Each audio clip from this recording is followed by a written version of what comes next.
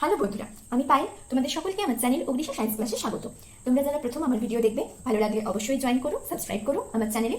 যারা class 9 to 12 পড়ছো, মাধ্যমিক দেবে, উচ্চ মাধ্যমিক দেবে, সরকারি চাকরির জন্য প্রস্তুতি নিচ্ছ, নিটের জন্য প্রস্তুতি নিচ্ছ, নার্সিং এন্ট্রান্সের জন্য প্রস্তুতি নিচ্ছ, প্রত্যেকেই আমার চ্যানেল থেকে উপকৃত হবে। আমি আমার চ্যানেলে মেনলি লাইফ সায়েন্স নিয়ে তোমাদের সাথে আলোচনা করছি।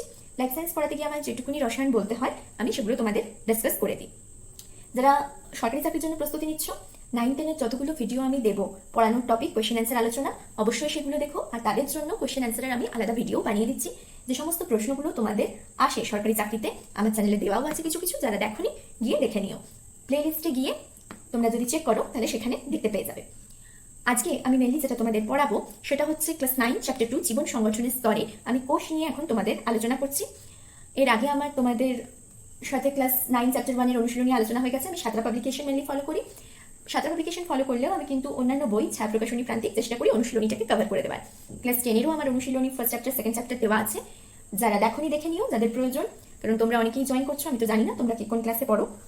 তোমাদের যেটা দরকার হবে, কোনো যদি অসুবিধা হচ্ছে আমার ভিডিও দেখে অবশ্যই কমেন্ট করে জানিও। আর যেগুলো চাও, কোনো ভিডিও ধরো চাও, অন্য কোনো টপিক পড়ছো যেগুলো আমার চ্যানেলে এখনো পর্যন্ত দেওয়া নেই, অসুবিধা হয়েছে, এক্সারসাইজ করছো, কোয়েশ্চেন অ্যান্সার সলভ করতে পারছো না, বই ঠিকভাবে উত্তর দেওয়া নেই, সেখান থেকেও আমাকে প্রশ্ন জিজ্ঞেস করতে পারো। আমি তোমাদের ডাউট ক্লিয়ার করার চেষ্টা করব। আজকে যেটা আমাদের টপিক হবে, আমরা যে জিনিসটা নিয়ে আলোচনা করব সেটা হচ্ছে সেন্ট্রোজোম। সেন্ট্রোজোম, এইটা হলো সেন্ট্রোজোম, এক ধরনের কোষ অঙ্গাণু, যেটা শুধুমাত্র প্রাণী কোষে দেখতে পাবো।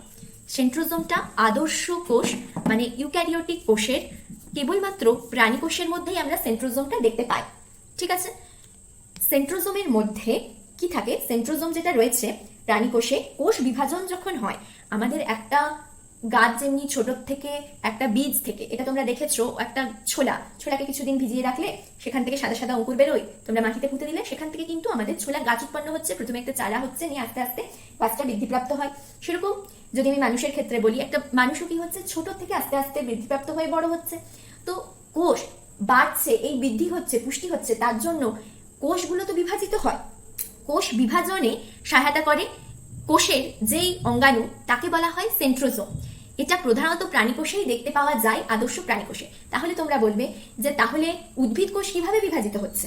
উদ্ভিদ কোষ যখন বিভাজিত হয়, তাদের ক্ষেত্রে এই সেন্ট্রোজোম অঙ্গাণুটা থাকে না, কিন্তু যারা কোষ বিভাজন করতে সাহায্য করে সেরকম প্রোটিন, মাইক্রোটিউবিউল যাকে বলবো, সেগুলো উপস্থিত থাকে উদ্ভিদ কোষের মধ্যে, উচ্চ স্তরের উদ্ভিদ কোষের মধ্যে। তোমরা প্রথম চ্যাপ্টারের মধ্যে ক্লাস 9-এ শ্রেণীবিন্যাস পড়েছো, যে উদ্ভিদ যে গোষ্ঠীটাকে আবার কতগুলো ভাগে আমরা ভাগ করেছি। নিম্ন শ্রেণীর মধ্যে সেগুলোকে আমরা শৈবাল বা অ্যালগি বলেছি, তারপরে একটু উন্নত ধরনের সেটাকে মস বা বায়োফাইটা বলেছি, তারপরে আরেকটু উন্নত ধরনের ফার্ন বা টেরিডোফাইটা বলেছি। আর উচ্চ স্তরের যে উদ্ভিদগুলো, সেগুলো আবার ব্যক্তবীজী, গুপ্তবীজী হিসেবে আমরা ভাগ করেছি। ঠিক তো, উচ্চ স্তরের যে উদ্ভিদ কোষগুলো রয়েছে তাদের মধ্যে সেন্ট্রোজোমটা থাকে না। কিছু কিছু ক্ষেত্রে নিম্ন শ্রেণীর উদ্ভিদ, যেরকম ভলভক্স আছে, ক্লামাইডোমোনাস আছে, তাদের ক্ষেত্রে আমরা কিন্তু সেন্ট্রোজোমেরই একটা অংশ, সেন্ট্রোজোমের মধ্যেই যেটা থাকে সেন্ট্রিওল, সেই সেন্ট্রিওলগুলো দেখতে পাবো নিম্ন শ্রেণীর উদ্ভিদের ক্ষেত্রে। এবার উচ্চ শ্রেণীর উদ্ভিদের ক্ষেত্রে তাহলে কোষ বিভাজন কারা করবে? তার জন্য এই কোষ বিভাজন করতে হলে সেন্ট্রিওল বা সেন্ট্রোজোমে মেইনলি যেই অংশটা কাজ করে, সাহায্য করে, সেটা হলো মাইক্রোটিউবিউল। কোষ বিভাজনে মেন যেটা সাহায্য করছে তাদেরকে আমাদের বলা হয়, আমরা বলবো মাইক্রোটিউবিউল। ঠিক আছে, এই মাইক্রোটিউবিউল মেন কোষ বিভাজনের ক্ষেত্রে সাহায্য করে, সেটা হচ্ছে উচ্চ স্তরের উদ্ভিদের ক্ষেত্রে। আর মাইক্রোটিউবিউল প্রাণী কোষেও রয়েছে। মাইক্রোটিউবিউলের গঠন নিয়েই সেন্ট্রিওল আর সেন্ট্রোজোমটা তৈরি হয়েছে। তাহলে যেই কোষটা, মানে যেই কোষ অঙ্গাণুটা প্রাণী কোষে দেখতে পাবো, তাকে বলা হয় সেন্ট্রোজোম। এটা নিউক্লিয়াসের কাছাকাছি থাকছে, একটা তারার মতো কোষের উপাংশ, যেগুলো প্রাণী কোষের কোষ বিভাজনের সময় বেম তন্তু গঠন করে। বেম তন্তু যাকে বলা হয় বেম বা বেম তন্তু, স্পিন্ডল ফাইবার। স্পিন্ডল ফাইবার, এটা হলো বেম তন্তু, ফাইবার আর বেম মানে স্পিন্ডল। তাহলে বেম আর বেম তন্তু গঠনে সহায়তা করছে কোষ বিভাজনের সময় সেন্ট্রোজোম। এবার কোষ বিভাজনের আবার কতগুলো পদ্ধতি আছে, যেগুলো তোমরা ক্লাস 10-এ গিয়ে পড়বে। ঠিক, এখন এটাই জেনে রাখো, বৃদ্ধির জন্য কোষ বিভাজনটা হয়। কোষ বিভাজন হবে, কোষের সংখ্যাটা বাড়বে, বৃদ্ধি হতে গেলে সেটা প্রয়োজন হচ্ছে। যে কোনো জিনিসই যখন বৃদ্ধি হবে, তাহলে নম্বর বাড়তে হবে কোষের, তবে তো বৃদ্ধিপ্রাপ্ত হবে, পুষ্টি হবে। তো তার জন্য কোষ বিভাজনটা হতে হয়। কোষ বিভাজনের জন্য বেম তন্তু গঠন করতে হয়। যখন বিভাজনের প্রসেস দেখবে, পদ্ধতি দেখবে, সেখানে তোমরা দেখবে ক্লাস 10-এ গিয়ে, সেখানে দেখবে কি কোষ বিভাজনের জন্য যেটা প্রয়োজনীয় জিনিস, সেটা হলো বেম তন্তু গঠন করা বা স্পিন্ডল ফাইবার বা স্পিন্ডল গঠন করা, যেটা কাজ প্রাণীকোষে সেন্ট্রোজোম করে, সেন্ট্রোজোমের মধ্যে থাকা সেন্ট্রিওল গুলো করছে। আর উদ্ভিদ কোষের ক্ষেত্রে করছে মাইক্রোটিউবিউল। আর একটা জিনিস মনে রাখবে, মাইক্রোটিউবিউল যেটা রয়েছে, মাইক্রোটিউবিউল নিয়েই গঠিত হয় সেন্ট্রিওল। ঠিক ক্লিয়ার করতে পারলাম এই জিনিসটা? মানে মেন যেটা বেমতন্তু গঠনে সাহায্য করছে সেন্ট্রোজোমের সেন্ট্রিওলের মাইক্রোটিউবিউল প্রাণী কোষে, আর উদ্ভিদ কোষে সেন্ট্রোজোম অঙ্গাণুটা থাকে না, সেন্ট্রিওলটা থাকে না, তার জায়গায় শুধুমাত্র মাইক্রোটিউবিউলটাই থাকছে, যার জন্য বেমতন্তু গঠন হচ্ছে, কোষ বিভাজনটাও সম্ভব হচ্ছে। বোঝা গেল? এটা নিউক্লিয়াসের কাছাকাছি সেন্ট্রোজোমটা অবস্থান করে। এর 4টি অংশ আছে। একটা হচ্ছে সেন্ট্রিওল, সেন্ট্রোজোমের কেন্দ্রেই এটা অবস্থান করে, যার নাম হলো সেন্ট্রিওল। আমরা সেন্ট্রিওল সম্পর্কে একটু ডিটেলসে পড়বো। ঠিক, আগে সেন্ট্রোজোম অঙ্গাণুর সেন্ট্রোজোমের 4টি অংশ, এটা দেখে নাও কি কি। কাইনোপ্লাজম, এবারে তোমরা প্লাজম মানে বুঝতেই পারছো রস। ঠিক, তো প্লাজম মানে রস। এটা কোথায় দেখতে পাওয়া যায়? সেন্ট্রোজোমের মাঝখানে যে সাইটোপ্লাজমীয় অংশটা রয়েছে, কাইনোপ্লাজম এটা সেন্ট্রোজোমের মাঝখানের দিকে অংশ, সেখানে যে সাইটোপ্লাজমীয় অংশটা থাকে, সাইটোপ্লাজমীয় অংশ মানে নিশ্চয়ই সেটা তরল জেলির মতো অংশটা, তাকে বলবো কাইনোপ্লাজম। 3 নম্বর অংশ যেটা থাকছে সেন্ট্রোজোমের মধ্যে পড়ে, তাকে বলা হয় সেন্ট্রোস্ফিয়ার। এই সেন্ট্রোস্ফিয়ার যেটা, সেন্ট্রোস্ফিয়ার সেন্ট্রোজোমের বাইরের দিকে থাকছে, এটাও হলো সাইটোপ্লাজম। মানে যেমনি সাইটোপ্লাজমটার যেই সাইটোপ্লাজমটা কোষের কেন্দ্রে থাকে তাকে বলা হয় এন্ডোপ্লাজম, বাইরের দিকে কোষ পর্দার দিকে যেটা থাকছে যাকে বলা হয় এক্টোপ্লাজম, সেরকমই সেন্ট্রোজোম কোষ অঙ্গাণুর মধ্যে যেই সাইটোপ্লাজমটা কেন্দ্রের দিকে থাকে তাকে আমরা বলবো কাইনোপ্লাজম, যেটা বাইরের দিকে থাকছে সাইটোপ্লাজমটা তাকে বলবো সেন্ট্রোস্ফিয়ার। ঠিক আছে, বোঝা গেল? আরেকটা যে অঙ্গাণু থাকছে তাকে বলা হয় অ্যাস্ট্রাল রশ্মি। অ্যাস্ট্রাল রশ্মি, ঠিক, এই অ্যাস্ট্রাল রশ্মি যেটা সেন্ট্রোস্ফিয়ার মানে বাইরের দিকের যেই সাইটোপ্লাজমটা রয়েছে তার বাইরের থেকে একটা বিচ্ছুরিত রশ্মির মতন অনুনালিকা। অনুনালিকা মানে একটা নালীর মতো অংশ, যেটা সেন্ট্রোস্ফিয়ারের একদম বাইরের দিকে থাকবে। মানে গঠন যদি আমি বলি তোমাদের, গঠনটা কিরকম হয়ে যাবে? বাইরের দিকে অনুনালিকা, নালিকা মানে এরকম ধরনের একটা অংশ, সেন্ট্রোজোমটা এইরকম হবে, এইভাবে নালিকাগুলো থাকে। ঠিক আছে, সমান হয় এরকম, পুরোটাতেই নালিকাগুলো আছে। তারকাকার অংশ বলে ইচ্ছে নিউক্লিয়াসের কাছে কাছে থাকছে, তো অনেকটা স্টারের মতন দেখতে হয়ে যায়, দেখতে লাগে তারার মতন। এইভাবে নালিকাগুলো থাকে। এইটা হলো তোমাদের অ্যাস্ট্রাল রশ্মি। ঠিক, আর বাইরের দিকে যে সাইটোপ্লাজমটা থাকে যেটাকে বলা হয় সেন্ট্রোস্ফিয়ার, ভেতরের দিকে যে সাইটোপ্লাজমটা থাকে তাকে বলা হয় কাইনোপ্লাজম। আর এই যে সেন্ট্রোজোমটা রয়েছে, টোটালটা সেন্ট্রোজোমের মধ্যে সমকোণ মানে 90 ডিগ্রি। যে কোনো একটা তল থেকে যদি আমরা তার উপর লম্ব টানি তাহলে যে কোণটা উৎপন্ন হয় সেটা হয়ে যায় 90 ডিগ্রি। সেটা এরকম ভাবে তলটা থাকতে পারে, যদি এরকম থাকে তলটা, এই তলটার মধ্যেও যদি আমরা একটা লম্ব টানি এটাও হয়ে যায় 90 ডিগ্রি। তাহলে সমকোণের মধ্যে সমকোণে সেন্ট্রিওল গুলো মানে 90 ডিগ্রি করে দুটো অঙ্গাণু থাকছে, দুটো সেন্ট্রিওল থাকছে এই সেন্ট্রোজোমের মধ্যে। কিরকম ভাবে তাহলে থাকছে? এইরকম ভাবে থাকে সমকোণের মতন। এগুলো হলো সেন্ট্রিওল। তাহলে এই টোটাল জিনিসটা হলো সেন্ট্রোজোম। বোঝা গেল? এটা প্রাণী কোষে দেখতে পাওয়া যায়। বেমতন্তু গঠনে কাজ করছে এই সেন্ট্রিওল গুলো, দুটো সেন্ট্রিওল, আর এই অ্যাস্ট্রাল রশ্মি গুলো বেমতন্তু বা বেম গঠন করছে প্রাণী কোষের কোষ বিভাজনের সময়। এগুলোও হলো নালিকা, যাকে আমরা বলবো মাইক্রোটিউবিউল বা অনুনালিকা। তাহলে দেখো সেন্ট্রোজোম যেটা রয়েছে সেগুলোও কিন্তু মাইক্রোটিউবিউল দিয়েই গঠিত হচ্ছে। আর উদ্ভিদ কোষে এরকম ধরনের গঠন বা কোষ অঙ্গাণুটা দেখতে পাওয়া যায় না উচ্চ স্তরের উদ্ভিদ কোষে। কারণ আমি এখনই বললাম নিম্ন স্তরের উদ্ভিদ কোষে কিন্তু সেন্ট্রিওল গুলো থাকে। নিম্ন স্তরে দেখতে পাওয়া যায় সেন্ট্রিওল, যারা কি করছে, যারা ফ্ল্যাজেলা বা সিলিয়া উৎপন্ন করে। এটা কাজ ওই ধরনের যারা ফ্ল্যাজেলা বা তোমাদের সিলিয়া উৎপন্ন করছে, যেগুলো গমনে সহায়তাকারী অঙ্গ। এই ফ্ল্যাজেলা সিলিয়া গুলোকে কি হয় না, গমনে সহায়তা মানে একটা জায়গা থেকে একটা জায়গা স্থান পরিবর্তনে সহায়তা করে, তাদেরকেই তো গমন বলা হয়। এক স্থান থেকে অন্য স্থান যদি যায়, আর চলন হচ্ছে একই স্থানের থেকে অঙ্গ প্রত্যঙ্গের সঞ্চালন, সেটা হলো চলন। তো কিছু কিছু আমরা দেখেছি নিম্ন শ্রেণীর উদ্ভিদও আছে যারা গমন করতে পারে, চলতে পারে, তো তাদের ক্ষেত্রে এই ফ্ল্যাজেলা বা সিলিয়া সাহায্য করে। ঠিক, এই ফ্ল্যাজেলা সিলিয়া গঠন যারা করছে তারা হলো সেন্ট্রিওল। ওই রকম সেন্ট্রিওলের নাম আছে, ওই সেন্ট্রিওলকে বলা হয় বেসাল বডি। বেসাল বডি বা কাইনেটোজোম। ঠিক আছে, কাইনেটোজোম বা আরেকটা বলতে পারি ব্লেফারোপ্লাস্ট। বেসাল বডি, কাইনেটোজোম বা ব্লেফারোপ্লাস্ট। ঠিক আছে, যেমনি এটা তোমরা দেখেছো যে বলা হয় হিন্দু শাস্ত্রে যে যেমনি সরস্বতী হচ্ছে বিদ্যার দেবী, লক্ষ্মী হচ্ছে ধনের দেবী, কিন্তু দুজনেই আবার এটাও আমরা জানি সবাই হলো কি একটাই রূপ, একটাই দেবতা বা ঈশ্বর, তারই বিভিন্ন রূপ আছে। সেরকমই সেন্ট্রিওল যখন কোষ বিভাজনে বেম তন্তু গঠন করছে তার নাম হলো সেন্ট্রিওল। আর প্রাণী কোষে সেটা থাকছে সেন্ট্রোজোমের মধ্যে। সেন্ট্রোজোম মানে সেন্ট্রিওলকে ঘিরে একটা অনুনালিকা বা মাইক্রোটিউবিউল গুলো থাকছে। নিয়ে একটা সেন্ট্রোজোমের মতন গঠন করেছে, এটা কোষের একটা অংশ। আর এই সেন্ট্রিওলটা যখন মানে এই অনুনালিকা এই মাইক্রোটিউবিউল গুলোই যখন ফ্ল্যাজেলা তৈরি করছে, সিলিয়া তৈরি করছে, এগুলো সৃষ্টিতে সাহায্য করছে, তার নামটা পরিবর্তন হয়ে যায়। কি হয়ে যায়? তার নাম হয়ে যায় বেসাল বডি, কাইনেটোজোম বা ব্লেফারোপ্লাস্ট। বোঝা গেল? এবারে আমরা মেইনলি যেটাতে ফোকাস করব সেটা হচ্ছে সেন্ট্রিওল সম্পর্কে বলবো, যেটা বেমতন্তু গঠনে সহায়তা করে। আর এই সেন্ট্রিওল গুলোও আবার মাইক্রোটিউবিউল নিয়েই গঠিত হয়েছে। সেই জন্য উচ্চ স্তরের যে উদ্ভিদ শ্রেণীগুলো রয়েছে তাদের ক্ষেত্রে মাইক্রোটিউবিউল গুলো থাকে, কিন্তু সেইটা এই সেন্ট্রিওলের মতন গঠন করে না বা সেন্ট্রোজোমের মতন গঠন তৈরি করে না, কিন্তু তৈরি করতে বেম গঠনে, স্পিন্ডল গঠনে সহায়তা করছে এই মাইক্রোটিউবিউল গুলোই।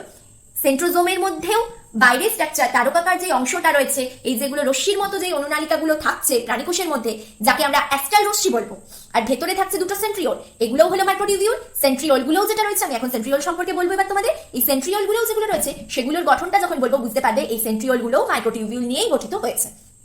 তাহলে এর থেকে এটা বোঝা গেল আলটিমেটলি তৈরি করছে বেমতন্তুটা মাইক্রোটিউবিউলই, কিন্তু সেই মাইক্রোটিউবিউলটা প্রাণীকোষের মধ্যে একটা গঠন তৈরি করেছে, যেগুলোর নাম আমরা দিয়ে দিচ্ছি সেন্ট্রিওল। আর টোটালটা রয়েছে সেন্ট্রোজোমের মধ্যে, পুরো অংশটা, পুরো অঙ্গাণুটা হচ্ছে সেন্ট্রোজোম, যেটা প্রাণীকোষেই থাকে, উদ্ভিদ কোষে থাকে না।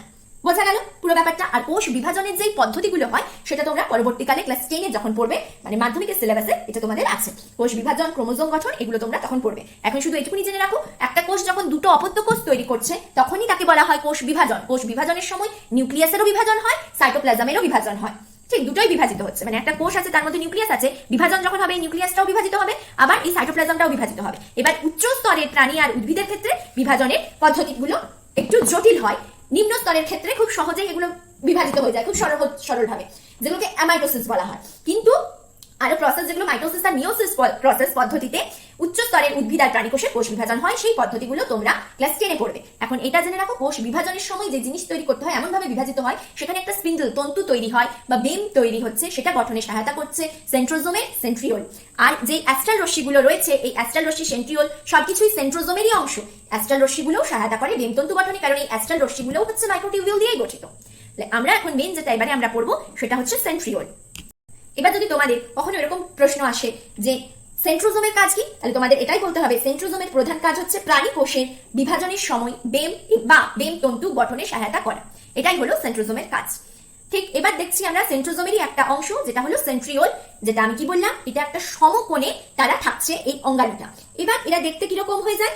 এরা দেখতে হয় নিউক্লিয়াসের কাছাকাছি থাকছে, নিউক্লিয়াসের কাছে দুমুখ খোলা পিপের মতো একটা ফাঁপা দণ্ডাকার অংশ, সিলিন্ড্রিক্যাল অংশ কিরকম ভাবে থাকছে? এইরকম ভাবে একটা থাকছে যদি, তাহলে আরেকটা থাকবে এইরকম ভাবে, এইরকম ভাবে থাকছে। তাহলে এটা একটা 90 ডিগ্রি তৈরি করেছে, সমকোণ তৈরি করেছে। নিউক্লিয়াসের কাছে সেন্ট্রিওল গুলো এইভাবেই অবস্থান করছে। সেন্ট্রোজোমের মধ্যে দুটো সেন্ট্রিওল থাকে, সেন্ট্রোজোমের সংখ্যা একটা, সেন্ট্রিওলের সংখ্যা দুটো, একটা সেন্ট্রোজোমের মধ্যে দুটো সেন্ট্রিওল থাকছে, এইরকম ভাবে থাকছে। এবার এইভাবে সমকোণে যে আমরা এরকম দেখিয়ে দিলাম, এর মানে এর গঠনটা কিন্তু এরকম হয় না সেন্ট্রিওলের গঠনটা, কেন এর মধ্যেও কতগুলো গঠন যখন দেখব, গঠনেও মাইক্রোটিউবিউল বা অনুনালিকা রয়েছে, যারা কি গঠন করে? ত্রয়ী অনুনালিকা বা মাইক্রোটিউবিউল গঠন করেছে। ত্রয়ী মানে কি? মানে তিনটে, অনুনালিকা মানে মাইক্রোটিউবিউল। এদের ক্ষেত্রে 9টা ত্রয়ী অনুনালিকা আছে, মানে মেন মাইক্রোটিউবিউল হচ্ছে 9টা। এবার এই 9টার মধ্যে আবার কিছু কিছু নালিকা রয়েছে, সেই কিছু কিছু মানে সেই নালিকাগুলোকে আমরা বলবো উপনালিকা। একটা নালিকার মধ্যে আরো নালিকা দিয়ে, মানে একটা টোটাল মোটা পাইপ যদি আমরা নিলাম, সেই পাইপের মধ্যে 9টা পাইপ নিলাম, এরকম ভাবে মনে রাখো, আমি যেটা উপরে এঁকেছিলাম সেটা আঁকছি। 9টা পাইপ নিচ্ছি, এইরকম ভাবে আছে মোটা পাইপ, এভাবে গোল তৈরি করেছে 9টা, 1 2 3 4, এখানে আছে 5 6 7 8 9, ঠিক এরকম ভাবে সিলিন্ড্রিক্যাল অংশ তৈরি করেছে। ঠিক আছে, 9টা। এবার এই মোটা মোটা পাইপের মধ্যে আবার 3টে করে পাইপ যুক্ত রয়েছে। এমনি মোটা পাইপ আছে 9টা, এই মোটা পাইপগুলোর মধ্যে আবার 3টে উপনালিকা রয়েছে, মানে 3টে আরো পাইপ যুক্ত হয়েছে। কেমন করে আছে? একটা রয়েছে এরকম ভাবে, আরেকটা রয়েছে এর উপরে, আরেকটা রয়েছে তার উপরে। মানে ব্যাপারটা কি, একটা যদি রয়েছে এমনি ভেতর দিকে, আরেকটা রয়েছে তার পেছনে, আরেকটা রয়েছে তার পেছনে, মানে এটা 3টে হলো। তাহলে ভেতরের দিকে এদের আবার নাম হয়ে গেছে, এদের নাম যে দিয়েছে থ্রেড বোল্ট, নাম দিয়েছে একদম ভেতরে যেটা রয়েছে এ, মাঝখানে যেটা রয়েছে বি, একদম শেষে যেটা রয়েছে সেটা হচ্ছে সি। এরকম ভাবে একটা পাইপ রয়েছে, আবার এরকম ভাবে আরেকটা পাইপ রয়েছে, তাহলে এরকম 9টা পাইপ রয়েছে। 9টা পাইপের মধ্যে এরকম ভাবে আরো 3টে উপনালিকা রয়েছে, মানে তিনটে ছোট ছোট পাইপ মিলে ওই মোটা পাইপ নটা তৈরি করেছে। তাহলে নটা ত্রয়ী, ত্রয়ী মানে তিনটে, এ বি সি, ভেতরের দিকে হচ্ছে এ, মাঝেরটা বি, তারপরেরটা সি, এ বি সি, আবার এখানেও রয়েছে A B C, A B C, A B C, এরকম ভাবে ফাঁকা একটা দুদিকটা ফাঁকা জায়গা, এরকম দুদিকটা ফাঁকা নল, তো নলগুলো তৈরি হয়েছে। এবার পাইপ যেমনি ফাঁকা হয় সেরকম এদেরও এই জায়গাটা ফাঁকা, এই জায়গাটা ফাঁকা, আর এই নটা পাইপ এইভাবে কল্পনা করে রাখা রয়েছে গোল করে, সার্কেল করে নিয়ে সিলিন্ডার মতন তৈরি করেছে অংশটা, মানে 3D তে হয়ে যাবে সিলিন্ড্রিক্যাল আকার, ঠিক ওরকম ভাবে অংশ তৈরি করেছে। এবার এই নটা পাইপের মধ্যে সামনে থেকে ফার্স্ট সেকেন্ড থার্ড মানে এমনি রো ওয়াইজ আবার তিনটে করে পাইপ আছে ছোট ছোট, যাদের আমরা বলবো উপনালিকা। সেই জন্য এটা বলা হয় সেন্ট্রিওল গুলো নটা ত্রয়ী অনুনালিকা নিয়ে গঠিত হয়েছে। অনুনালিকা মানে মাইক্রোটিউবিউলস, এই উপনালিকা গুলো হচ্ছে সাবটিউবিউলস। সাবটিউবিউলস মানে এই মাইক্রোটিউবিউলস এরই অংশ। বোঝা গেল ব্যাপারটা? তাহলে টোটাল যদি আমি বলি উপনালিকা কটা আছে, মানে 27টা উপনালিকা রয়েছে। এই 1 নম্বর নালীর মধ্যে এখানে এ আছে, তারপরে এ পাইপ রয়েছে, এখানে বি পাইপের মুখ দিলাম, এখানে সি পাইপের মুখ দিলাম, এখানে এ পাইপের মুখ দিলাম, এখানে বি পাইপের মুখ দিলাম, এখানে সি পাইপের, ভেতর দিকে এ, বাইরের দিকে সি, এরকম ভাবে আছে। আমি যদি মুখটা দেখি, প্রস্থচ্ছেদ করি উপর থেকে যদি দেখি, তাহলে ভেতরে রয়েছে এ, বাইরে বি, তারপরে সি, এইভাবে তিনটে পাইপ নিয়ে একটা পাইপ গঠিত হয়েছে, তিনটে পাইপ নিয়ে একটা মাইক্রোটিউবিউল গঠিত হয়েছে। তাহলে এটা 1 নম্বরের মধ্যে এ বি সি রয়েছে তিনটে, তাহলে নটা আছে, 2 3 4 5 6 7 8 9, নটা অনুনালিকা আছে, প্রত্যেকটার মধ্যে এবিসি এবিসি তিনটে করে আছে। তাহলে 27টা উপনালিকা রইলো, 27টা সাবনালিকা আছে, 27টা সাবনালিকা নটা ত্রয়ী মাইক্রোটিউবিউলস বা অনুনালিকা গঠন করে গঠিত করেছে এই সেন্ট্রিওল, যেটা দুমুখ খোলা। এবার পাইপটা এগুলো সাইড সাইডে আছে, তাহলে এখানেও মুখ খোলা, এই দিকটাও মুখ খোলা হবে, সেটা বলছে দুমুখ খোলা একটা ফাঁপা দণ্ডাকার পিপের মতন অংশ। ঠিক ছোট ছোট পাইপগুলোকে ছোট ছোট ভাবে কেটে দাও, সেই একটা মোটা পাইপের মধ্যে আরো তিনটে পাইপ আঁটিয়ে দাও লম্বা লম্বা ভাবে, একদম ভেতরের দিকের পাইপটাকে এ, মাঝেরটা বি, বাইরেরটাকে সি, এরকম ভাবে 1 2 3 1 2 3 1 2 করে যেরকম কল্পনা করো 3D তে, তাহলে সেটাই হলো একটা সেন্ট্রিওলের গঠন। বোঝাতে পারলাম আশা করি? তাহলে এরকম ভাবে যেটা রয়েছে সিলিন্ড্রিক্যাল নটা ত্রয়ী নালিকা নিয়ে, যেটা আবার চড়াচড়ি রয়েছে সেটা লম্বা লম্বি, বা যেটা চড়াচড়ি রয়েছে সেটাও নটা অনুনালিকা নিয়ে গঠিত রয়েছে। যেটা ত্রয়ী অনুনালিকা মানে আবার নটার মধ্যে তিনটে করে, ভেতরে এ, তার উপরে বি, তার উপরে সি, এ বি সি, বাইরের দিকে সিটা রয়েছে, ভেতর দিকে এটা রয়েছে, সেরকম ভাবে যুক্ত রয়েছে নালীগুলো। এইটা হলো মাইক্রোটিউবিউলস গুলোর গঠন, অনুনালিকার গঠন। থ্রেড গোল্ড এর নামকরণটা করেছেন কে? Thread gold. এরকম ভাবে যে এবিসি গুলো, ভেতরের পাইপটা এ, তারপরে বি, তারপরে সি, যেগুলো বলছে উপনালিকা বা সাবটিউবিউল, তাদের নামকরণ করেছে থ্রেড গোল্ড। আর সেন্ট্রিওল, যেটা সেন্ট্রিওলকে আবিষ্কার করেছেন বোভেরি, নাম ইম্পর্টেন্ট আসে, সেন্ট্রিওলটাকে আবিষ্কার করেছেন বোভেরি, সেন্ট্রিওলের গঠনটাকে দেখেছেন বোভেরি, আবিষ্কার করেছেন বোভেরি, যেটা সেন্ট্রোজোমের মধ্যে রয়েছে, সেন্ট্রোজোম অঙ্গাণুর মধ্যেই রয়েছে। সেন্ট্রোজোম যেটা, তারই অংশ সেন্ট্রিওল। সেন্ট্রোজোমের বাইরের যে রশ্মির মতন অনুনালিকা রয়েছে তাদেরকে অ্যাস্ট্রাল রশ্মি বলবো। আমি গঠন তো দেখলামই। আর সাইটোপ্লাজম যেটা রয়েছে সেটার আবার দুটো নাম, ভেতরের দিকের সাইটোপ্লাজমটাকে কাইনোপ্লাজম, বাইরের দিকের সাইটোপ্লাজমটাকে সেন্ট্রোস্ফিয়ার বলা হয়েছে। তাহলে ব্রোভেরি যিনি, তিনি নামকরণ করেছেন সেন্ট্রিওলে, আর এবিসি পাইপের মতন যে অংশ সেই নামটা করেছেন থ্রেড গোল্ড। দুটো বিজ্ঞানীর নামই মনে রাখতে হবে। ঠিক, এবারে এইটা আমি দেখলাম কি না মাইক্রোটিউবিউলস বা অনুনালিকাগুলোর সম্পর্কে বললাম সেন্ট্রিওলের নিয়ে। আরেকটা গঠন হয়, আরো দুটো গঠন আছে সেন্ট্রিওলের মধ্যে, যাকে বলা হয় লিঙ্কার। লিঙ্কার বলছে, ঠিক আছে। আরেকটা গঠন সেকেন্ড টিউবিউলের মধ্যে গঠন হলো লিঙ্কার। লিঙ্কার মানে কি? এবারে একটা অনুনালিকার সাথে আরেকটা অনুনালিকা, এই যে পাইপগুলো পাশাপাশি রাখা আছে, তাহলে একটার সাথে আরেকটা পাইপের তো যোগ করতে হবে। সেই যোগটা হয় আরেক ধরনের প্রোটিন যোজক দিয়ে। আরো প্রোটিন মানে সেন্ট্রিওলের উপাদান যদি বলো কি কি থাকছে, সেখানে প্রোটিন থাকে, লিপিড থাকে, আর এটিপি থাকে। এবার তোমরা বলবে এটিপি কেন থাকে? এটিপি কিসের দরকার? কোষ বিভাজনে সহায়তা করছে।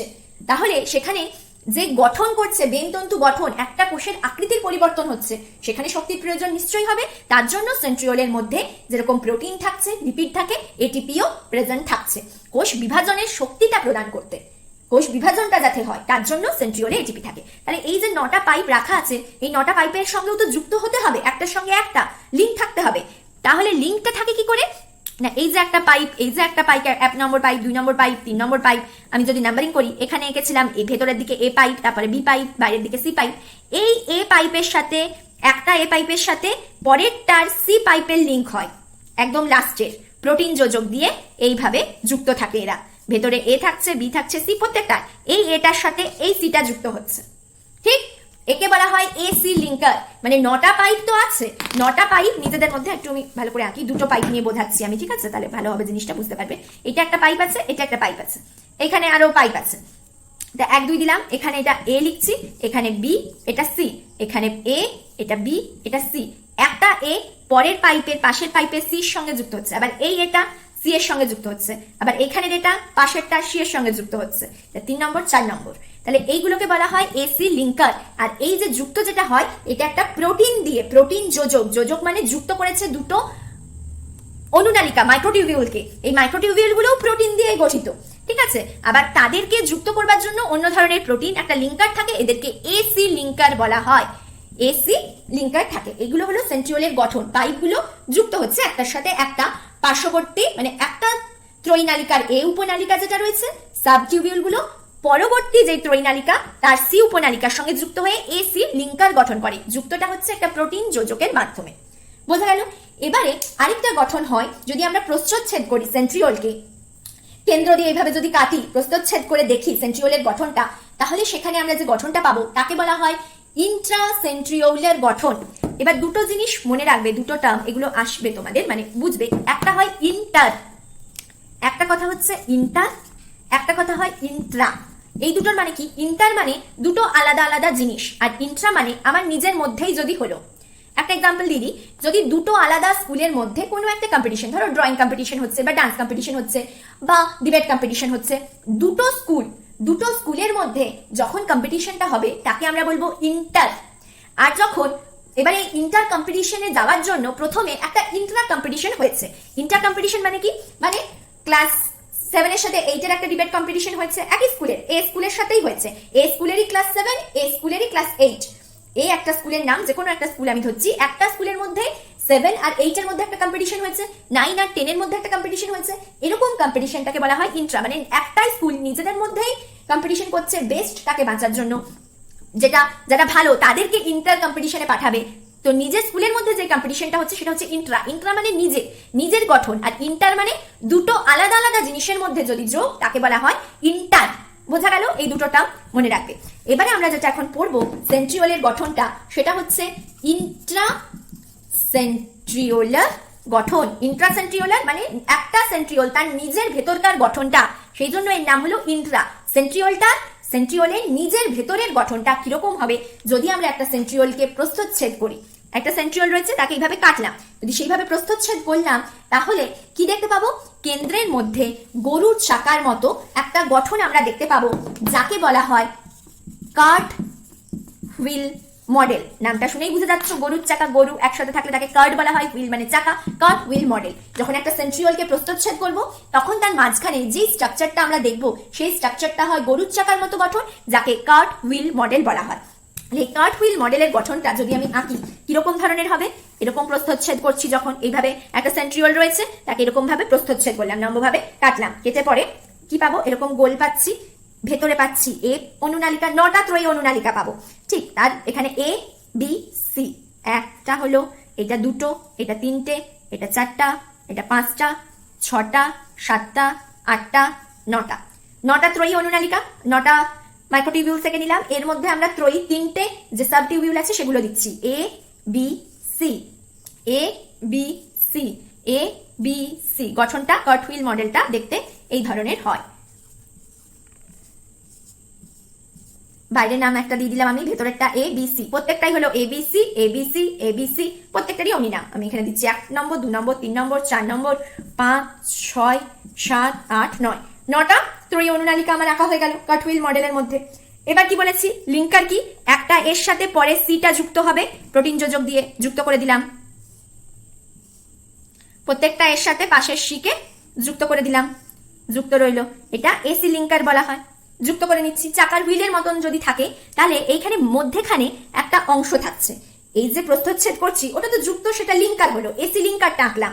আর এইখান যেটা গঠন, যেটা ইন্ট্রাসেলুলার গঠনের মাঝখানে যখন কেন্দ্রে আমরা একটা কেন্দ্রীয় রড দণ্ড পাবো, মানে ভেতর দিকে একটা মাঝখানে একটা দণ্ড রয়েছে, কারণ এবার মাঝখানটার সাথেও পিপের মতো অংশের সঙ্গেও তো বাকি জিনিসগুলোকে যুক্ত হতে হবে। তো এখানে একটা কেন্দ্রীয় রড, কার্ট হুইল মডেল যখন দেখবো, সেন্ট্রিওলের ভেতরটা দেখবো মাঝখানে একটা দণ্ডের মতন অংশ থাকে যেটাকে কেন্দ্রীয় রড বলা হয়। এই মধ্যেখানের দণ্ডটার থেকে আবার 9টা দণ্ড বেরোয়, যেটা এর উপনালিকার সঙ্গে বা এ সাব টিউবিউলের সঙ্গে যুক্ত থাকছে। এটার সঙ্গে যুক্ত থাকে 9টা দণ্ড, একটা প্রধান দণ্ড থাকে মাঝখানে, সেই দণ্ডটার সঙ্গে 9টা আরো দণ্ড বেরোয়, দণ্ডাকার অংশ, যেগুলো এ উপনালিকার সঙ্গে যুক্ত থাকে। এইগুলো কিরকম ভাবে যুক্ত থাকছে দেখো, দেখতে চাকার মতো মনে হচ্ছে কিনা, স্পোক, চাকার যে স্পোক হয় সেই স্পোকের মতন দেখতে লাগছে, ঠিক এগুলোকেই তো বলা হয় স্পোক। গরুর গাড়ির চাকা আমি বলছি, তো চাকার এগুলোকে আমরা স্পোকের মতন দেখতে হয়ে গেল, তাহলে এইগুলোকেই বলা হয়। এইটা হলো তোমাদের যদি নাম দাও কেন্দ্রীয় রড, একটা দণ্ড থাকছে কেন্দ্রে, এটাকে কেন্দ্রীয় রড বলে, আর এইগুলোকে বলা হচ্ছে স্পোক। এই টোটালটা দেখতে গরুর গাড়ির চাকার মতো অনেকটা হলো, এইটাকেই বলা হচ্ছে কার্ট হুইল মডেল। বোঝা গেল? তাহলে কার্ট হুইল মডেল যখন রয়েছে, মধ্যেখানে যখন আমরা প্রস্থচ্ছেদ করে পাবো, তাহলে গঠনটা হয়ে যাবে এইরকম। মাঝখানে একটা যে জিনিসটা থাকে, একটা দণ্ডাকার অংশ, এই দণ্ডটাকে বলা হয় কেন্দ্রীয় রড, আর সেই কেন্দ্রীয় রড থেকে আরো 9টা দণ্ড এর সঙ্গে যুক্ত হয়, এ সাবটিউবিউল বা এ উপনালিকার সঙ্গে যুক্ত হচ্ছে। যেখানে 9টা ত্রৈনালিকা রয়েছে, 9টা দণ্ড যুক্ত হচ্ছে এটার সাথে, এ সাবটিউবিলের সঙ্গে, নিয়ে স্পোক তৈরি করেছে, নিয়ে একটা চাকার মতন গঠন করেছে। যখন প্রস্থচ্ছেদে এরকম গঠন দেখতে পাওয়া যায়, একেই আমরা বলবো ইন্ট্রাসেলুলার গঠনটাকে কার্ট হুইল মডেল। ঠিক আছে, এইটা হলো সেন্ট্রিওলের গঠন। আর এর সাথে সি রয়েছে, এগুলো হলো লিঙ্কার, আর মাইক্রোটিউবিউলস 9টা, তো এই মাইক্রোটিউবিউলস হয়ে গেল। মানে সমস্তটারই গঠন যদি হয় প্রস্থচ্ছেদ করে, এইভাবে আমরা পাবো সেন্ট্রিওলটাকে। আর সেন্ট্রিওলের যদি উপাদান বলো কি কি বললাম, সেখানে প্রোটিন আছে, কারণ এই যে মাইক্রোটিউবিউল গুলো প্রোটিন দিয়ে গঠিত, একটার সাথে একটা মাইক্রোটিউবিউলস যখন যুক্ত হয়েছে, সেগুলো প্রোটিন যোজক দিয়ে যুক্ত হয়েছে, এর সাথে সি, এসি লিঙ্কার বলেছি যাকে আমরা, প্রোটিন পাবো। আর এইখানে যে সেন্ট্রিওলের মধ্যে ফ্যাট থাকে, যেহেতু কোষ বিভাজনের ক্ষেত্রে বেম গঠন করছে এরা, তার জন্য শক্তির প্রয়োজন হবে, একটা বিভাজন হচ্ছে, গঠনের পরিবর্তন হবে কোষে, তো সেই কারণে এটিপিও প্রেজেন্ট থাকছে সেন্ট্রিওলের মধ্যে। এবার যদি তোমরা সেন্ট্রিওলের কাজ বলো, অনেকবার বললাম প্রাণী কোষের বিভাজনকালে বেমতন্তু গঠন করে। কোষ বিভাজন যখন হয়, যখন কোষ বিভাজনটা শেষ হয়ে যায়, ক্রোমোজোম গুলোকে শেষের দিকে, প্রান্তের দিকে টেনে নিয়ে যেতে সাহায্য করছে এই সেন্ট্রিওল। কেননা বেমতন্তুগুলো ছোট হয়ে যায়, কোষ বিভাজন যখন পড়বে সেই জিনিসগুলো তোমরা আরো ভালোভাবে দেখতে পারবে। প্রথমে কি হচ্ছে, নিউক্লিয়াস যেটা থাকে, নিউক্লিয়াসটার গঠনটা একটু চেঞ্জ হয়, পরিবর্তন হয়, সেন্ট্রিওল গুলোর গঠন পরিবর্তন হয়, দুদিকে দুটো সেন্ট্রিওল চলে যায়।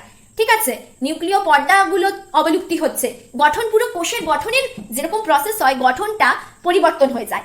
এর ফলে এরকম ভাবে কি হচ্ছে না, দুটো নিউক্লিয়াস গঠিত হতে হবে, তো তার জন্য যে প্রসেসটা হয়, বেমতন্তুগুলোকে মাঝখান থেকে বাইরে সাইডে নিয়ে যেতে হয়। তো ক্রোমোজোমকে প্রান্তীয় গমনে, এটা ভালোভাবে তোমরা কোষ বিভাজনের প্রসেস যখন পড়াবো আমি টেনে, যাদের দরকার এখনই মনে হচ্ছে দেখতে, আমি দিয়েছি মাইটোসিস মিওসিস ক্লাস 10 এর লেকচারে গিয়ে তোমরা দেখতে পারো, সেকেন্ড চ্যাপ্টারে বলা আছে আমার, যাদের ইচ্ছা হবে দেখতে পারো, নয়তো যখন তোমরা 9 মানে 10 উঠবে 9 থেকে, তখন তোমরা আবার সেটা পড়ো, বুঝতে পারবে আরো ভালো করে যে কিভাবে ক্রোমোজোম গুলোকে দুটো আলাদা জায়গায় নিয়ে গিয়ে নিউক্লিয়াস গুলো দুটো নিউক্লিয়াস গঠন করছে। সেই জন্য বেমতন্তুগুলোরই এই মুভমেন্টটাকে দুদিকে দু সাইডে, মাঝখান থেকে দু সাইডে কোষে নিয়ে যেতে সাহায্য করে সেন্ট্রিওল। ঠিক আছে, আর কি করছে, প্রথমেই বলেছি সিলিয়া আর ফ্ল্যাজেলা, যেগুলো এককোষী প্রাণী রয়েছে তাদের ক্ষেত্রে, বা নিম্ন শ্রেণীর উদ্ভিদ ক্লামাইডোমোনাস ভলভক্সের ক্ষেত্রে গঠন করে, সিলিয়া বা ফ্ল্যাজেলা সৃষ্টি করে। সেই সমস্ত সেন্ট্রিওলের নামও আমি বললাম, বেসাল বডি, কাইনেটোজোম বা ব্লেফারোপ্লাস্ট বলা হয় ওই সেন্ট্রিওলগুলোকে। আর শুক্রাণুর পুচ্ছ গঠনে সহায়তা করে সেন্ট্রিওল। পুচ্ছ মানে আমরা শুক্রাণু আগেই বলেছি, একটা হেড অংশ থাকে, একটা টেল অংশ, সেই টেলটাকে বলা হয় পুচ্ছ, সেই পুচ্ছটা গঠন করতে সহায়তা করে সেন্ট্রিওল। এটা হলো সেন্ট্রিওলের গঠন। ঠিক, তাহলে আজ এত